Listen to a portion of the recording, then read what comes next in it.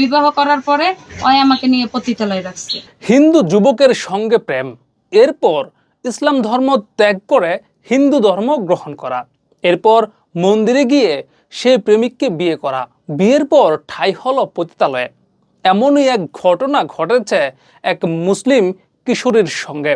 হিন্দু যুবকের সঙ্গে মুসলিম তরুণীর সম্পর্ক, এরপর দুজনের বিয়ে করার ইচ্ছা, কিন্তু হিন্দু যুবক বলে আমাকে বিয়ে করতে চাইলে তোমাকেও হিন্দু হতে হবে।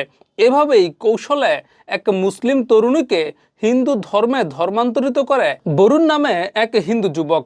বরুণে আমারে বললো কি যে আমাকে যদি বিয়ে করতে হয় তাহলে তোমার হিন্দু হইতে হবে। মুসলমান থেকে হিন্দু বানাইছে, হিন্দু বানাইয়া ওই চৌধুরী পাড়ার যে কালী মন্দির আছে ওখানে নিয়ে আমারে বিবাহ করছে। এরপরের ঘটনা আরো ভয়াবহ।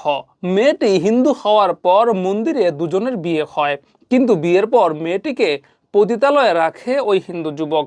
অজুহাত দেয় এখনই তাকে বাড়িতে মানবে না। বিবাহ করার পরে ওই আমাকে নিয়ে পতিতালয়ে রাখছে।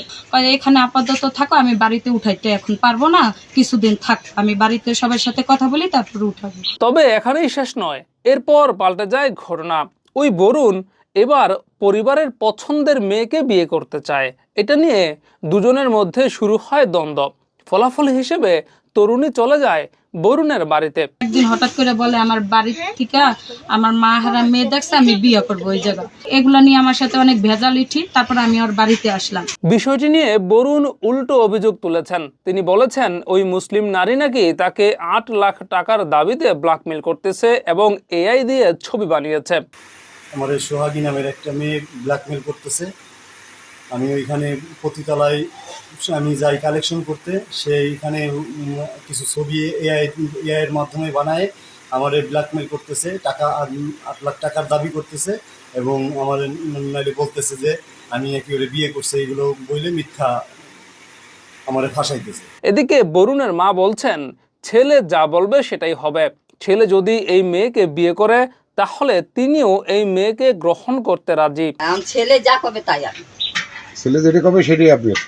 আমাকে এখন ওর গ্রহণ করতেই হবে, আর ওই যদি গ্রহণ না করে আমি এই বাড়িতে যাবেন নাই তো? হ্যাঁ আপনি এই বাড়িতে না, যাবেন আমি না? এখান থেকে যাব না। ফেসবুকে অনেকেই মুসলিম তরুণীদের সতর্ক করে হিন্দুদের এই প্রেমের ফাঁদের বিষয়ে বিভিন্ন সময় লেখালেখি করেন। তারা মুসলিম তরুণীদের সতর্ক করার চেষ্টা করেন, কিন্তু এত কিছুর পরও এই ঘটনাগুলো যখন সামনে আসে তখন আসলে প্রশ্ন জাগে যে কাদেরকে সচেতন করা হয়, কিংবা এই তরুণীরা আদৌ কি নিজেরা সচেতন হচ্ছেন কিনা। কারণ যদি তারা নিজেরা সচেতন না হয় তাহলে সারাদিন ফেসবুকে প্রচার প্রচারণা কিংবা ডোল বাদ্য দিয়েও মাইকিং করেও আসলে কোনো লাভ হবে না।